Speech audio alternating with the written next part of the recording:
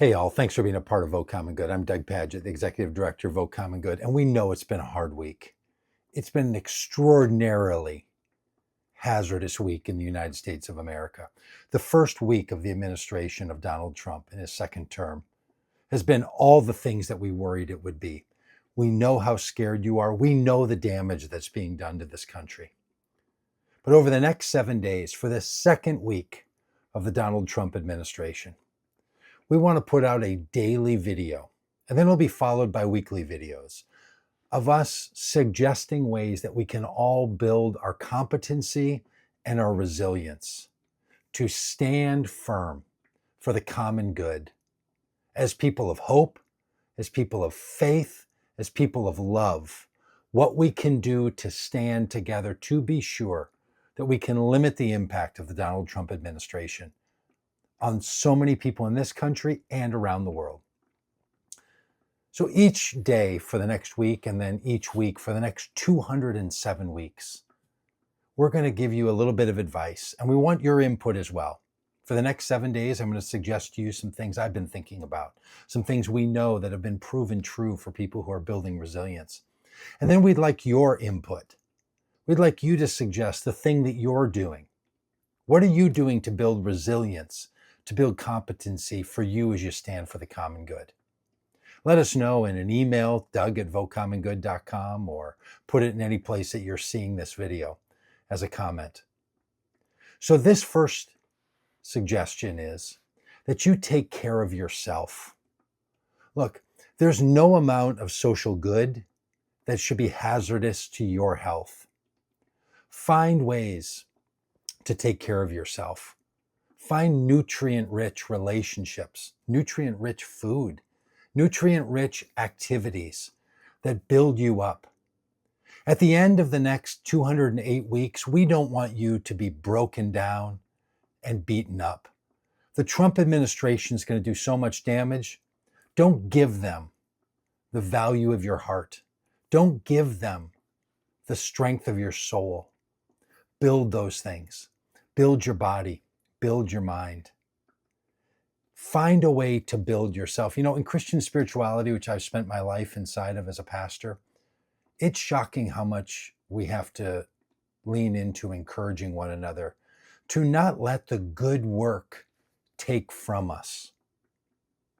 There's a song that's been going through my head the last number of days. It's by a band called the Eagles, and Don Henley and Glenn Fry wrote a song after the treacherous attacks of 9/11, now almost a quarter of a century ago. And the song is called Hole in the World. It's got this great line that says, "There's a hole in the world tonight. Don't let there be a hole in the world tomorrow." It's a great song. In fact, I'd encourage you to find it anywhere you listen to music, or go onto YouTube and look it up and watch the band sing it. Turn it up loud and let the whole song sort of resonate over you. Because it's that call that we would make sure that we do all we can, that this hole that's in our world, this emptiness, this sorrow, this fear, that tomorrow we will do something about it. It's what my rabbi friends call repairing the earth. So I want you to know that we want to encourage you to heal the world, to fill the hole, but don't let that come at a cost to you. Find a way for you to give out of your abundance, to give all that you've got, but to never let it take from you. So yeah, there's a hole in the world tonight. And we're going to do all we can to make sure that that hole is a little bit smaller tomorrow. But we also want to make sure that your life is more full, that your heart is more full, that your soul is starting to bubble up with goodness. So each one of the suggestions we're going to give to you is that you would find a way to find the goodness, to find the fullness, to find faith, hope, and love over these next number of weeks.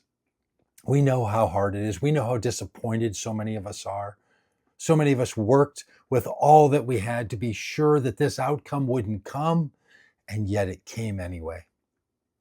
And so now we must continue to work in ways that are life-giving to all of us, life-giving to those impacted by the policies of this country, and life-giving to the world. When I was a pastor, one of the things that we would say in our community was that we exist as a Christian community for the benefit and blessing of all the world. So may we be a benefit and blessing. May we fill that hole that's in the world tonight. And may we fill it with that which is filling us. So give it all you've got, but don't let it take from you. Give all that you've got, but be sure that you're also taking in. Thanks for being a part of all of this good work. Please let us know the things that you're going to be doing over the next 208 weeks to fill your heart, to fill your soul, to make sure that your life is whole and complete. You can send that again to any of the places you're watching this video, or head on over to votecommongood.com. Thanks for being a part of this good work, and we're going to do all that we can so that faith, hope, and love would seek the common good in the United States of America for the benefit and blessing of all the world.